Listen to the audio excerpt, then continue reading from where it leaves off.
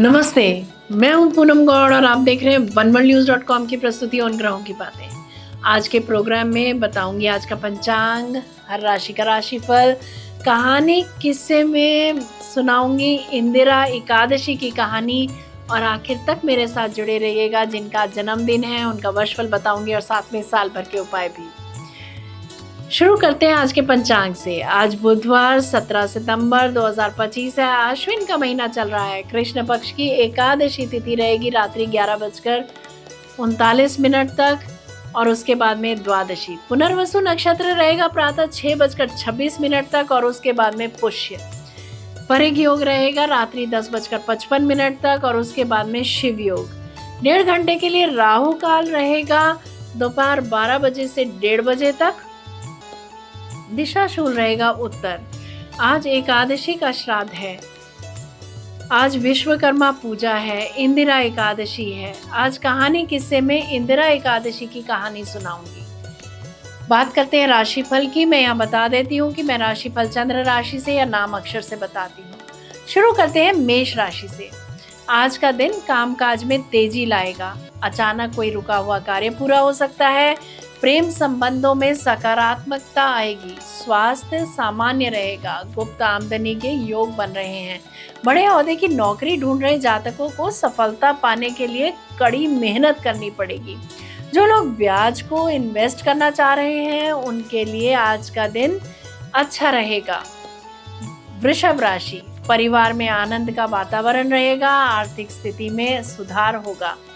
साझेदारी के कार्यों में सफलता मिलेगी। ज्यादा खर्च करने से बचें। समाज सेवी संस्था से, उच्च अधिकारियों से संपर्क बढ़ेंगे। उच्च शिक्षा के विद्यार्थियों को मनपसंद के सब्जेक्ट मिल सकते हैं। रिसर्च के विद्यार्थियों को लाभ होता दिख रहा है। जो जातक नौकरी ढूंढ रहे हैं उनको उच्च पदवी की नौकरी मिल सकती है।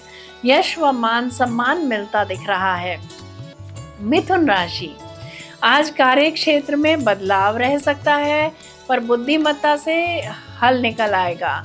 मित्रों से सहयोग मिलेगा। यात्रा के योग है। घर का पुराना सामान निकालने से या घर रिपेयर कराने से मन को सुकून मिलेगा और खुशी भी मिलेगी। शिक्षा से जुड़े जातकों को मनपसंद की नौकरी मिल सकती है।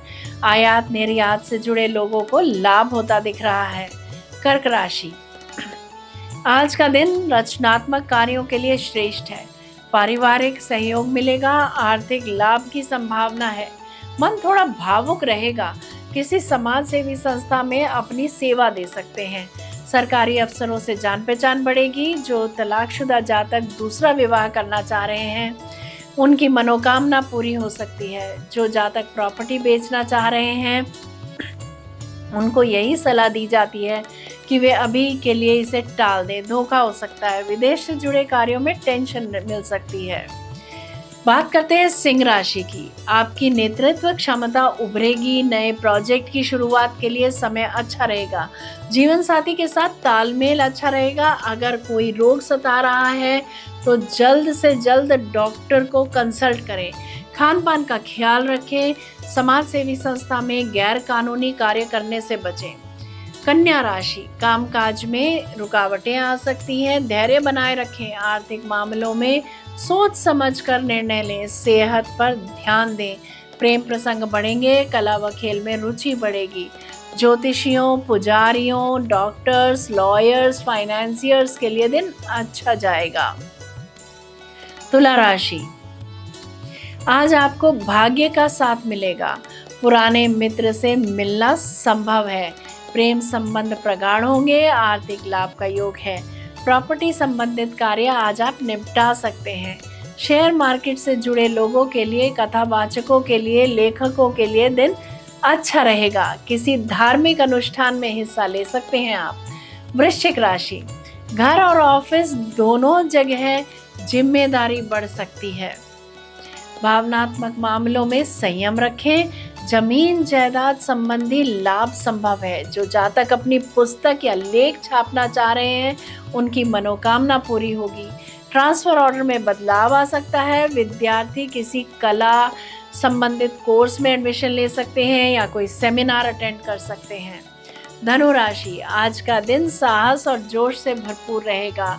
पढ़ाई लिखाई या रिसर्च से जुड़े लोगों को सफलता मिलेगी।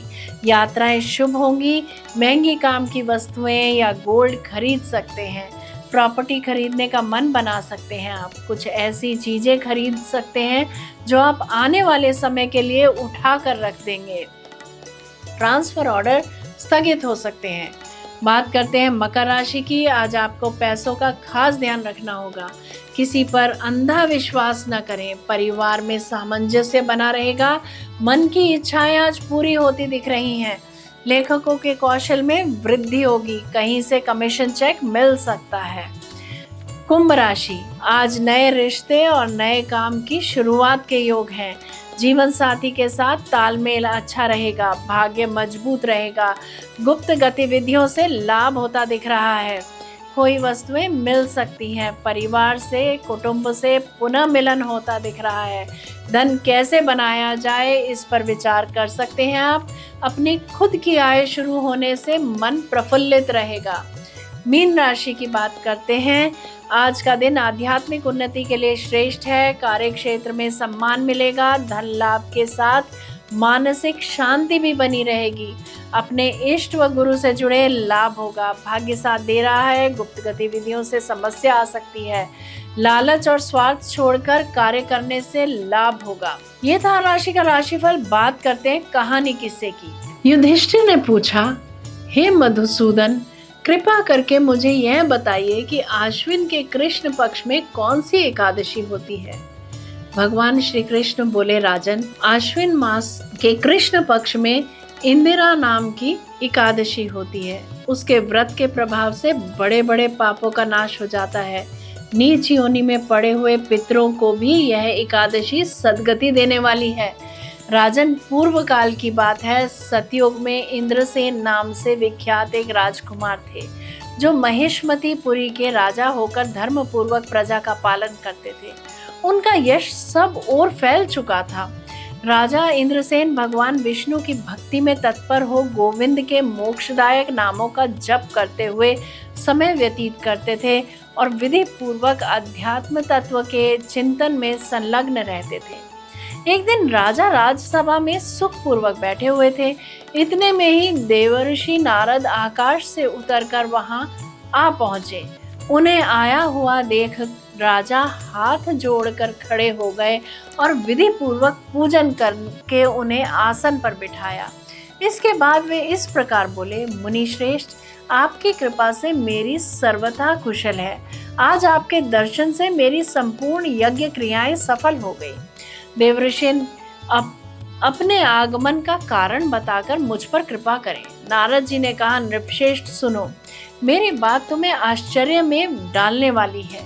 मैं ब्रह्मलोक से यमलोक में गया था।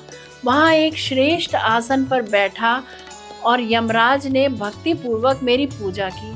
उस समय यमराज की सभा में मैंने तुम्हारे पिता को भी देखा था। वे व्रत भंग के दोष से वहाँ आए थे। राजन, उन्होंने तुमसे कहने के लिए एक संदेश दिया है, उसे सुनो। उन्होंने कहा है, बेटा, मुझे इंदिरा एकादशी के व्रत का पुण्य देकर स्वर्ग में भेजो। उनका यह संदेश लेकर मैं तुम्हारे पास आया हूँ। राजन, अपने पिता को स्वर्गलोक की प्राप्ति कराने के लिए इंदिरा एकादशी का व्रत करो। राजा ने पूछा, भगवान, कृपा करके इंदिरा एकादशी का व्रत बताइए। किस पक्ष में, किस तिथि को और किस विधि से यह व्रत करना चाहिए। नारद जी ने कहा, राजेंद्र सुनो, आश्विन मास के कृष्ण पक्ष में दशमी के उत्तम दिन को श्रद्धा युक्त चित्त से प्रातःकाल स्नान करो। फिर मध्याह्न काल में स्नान करके एकाग्रचित हो एक समय भोजन करो। यह तथा रात्रि में भूमि पर सो। रात्रि के अंत में निर्मल प्रभात होने पर एकादशी के दिन दातुन करके मुंह धो। इसके बाद भक्ति भाव से ये मंत्र पढ़ते हुए उपवास का नियम ग्रहण करो। अगस्थित्वा निराहार सर्वभोग विवर्जितः वो भोक्ष्ये पुंडरीकाक्ष शरणम में भवाच्युतः। अर्थात कमल नयन भगवान नारायण, आज मैं सब भोगों से अलग हो निराहार रहकर कल भोजन करूंगा। अच्युत, आप मुझे शरण दें। इस प्रकार नियम करके मध्याह्न काल में पितरों की प्रसन्नता के लिए शालाग्राम शिला के सम्मुख विधि पूर्वक श्राद्ध करो तथा दक्षिणा से ब्राह्मणों का सत्कार करके उन्हें भोजन कराओ। पितरों को दिए हुए अन्नमय पिंड को सूंघकर गाय को खिला दो। फिर धूप और गंध आदि से भगवान ऋषिकेश का पूजन करके रात्रि में उनके समीप जागरण करो। तत्पश्चात सवेरा होने पर द्वादशी के दिन पुनः भक्ति पूर्वक श्री हरि की पूजा करो। उसके बाद ब्राह्मणों को भोजन कराकर भाई बंधु नाती और पुत्र आदि के साथ स्वयं मौन होकर भोजन करो। राजन, इस विधि से आलस्य रहित होकर यह व्रत करो। इससे तुम्हारे पितर भगवान विष्णु के वैकुंठ धाम में चले जाएंगे। भगवान श्री कृष्ण कहते हैं, राजन, राजा इंद्रसेन से ऐसा कहकर देवर्षि नारद अंतर्धान हो गए। राजा ने उनकी बात बताई हुई विधि से अंतपुर की रानियों, पुत्रों और भृत्यां सहित उस उत्तम व्रत का अनुष्ठान किया। कुंती नंदन, व्रत पूर्ण होने पर आकाश से फूलों की वर्षा होने लगी। इंद्रसेन के पिता गरुड़ पर आरूढ़ होकर श्री विष्णु धाम को चले गए और राजऋषि इंद्रसेन भी निष्कंटक राज्य का उपभोग करके अपने पुत्र को राज सिंहासन पर बैठाकर स्वयं स्वर्गलोक को चले गए। इस प्रकार मैंने तुम्हारे सामने इंदिरा एकादशी व्रत के महात्म्य का वर्णन किया है। इसको पढ़ने और सुनने से मनुष्य सब पापों से मुक्त हो जाता है। जय श्री कृष्णा। जयराम जी की बात करते हैं जिनका जन्मदिन है। A very happy birthday to you. Enjoy your day. 2025-26 आपको जीवन के वास्तविक सबक सिखाएगा और आपके व्यक्तित्व को और मजबूत बनाएगा। यह मेहनत का साल रहेगा। धीरे धीरे लेकिन स्थायी सफलता मिलेगी। नौकरी पेशा लोगों को नए अवसर मिलेंगे, लेकिन कार्यभार भी बढ़ेगा। व्यवसाय में लंबे समय की योजनाएं लाभकारी रहेंगी। अनुशासन और धैर्य आपको ऊंचाई दिलाएंगे। धन लाभ धीरे धीरे होगा। अचानक खर्च बढ़ सकते हैं, परंतु सही योजना से स्थिति संभाल लेंगे। कानूनी या सरकारी मामलों में धन फंस सकता है, सावधान रहें। वर्ष के अंतिम भाग में आर्थिक स्थिति मजबूत होगी। रिश्तों में गंभीरता रहेगी। प्रेम संबंधों में स्थिरता आएगी, लेकिन संवाद की कमी परेशानी ला सकती है। परिवार में जिम्मेदारियां बढ़ेंगी। बुजुर्गों का आशीर्वाद और मार्गदर्शन आपके लिए वरदान सिद्ध होगा। शनि का प्रभाव हड्डियों, जोड़ों और पैरों में तकलीफ दे सकता है। थकान और मानसिक तनाव भी रह सकती है। नियमित व्यायाम, योग और संतुलित आहार आवश्यक है।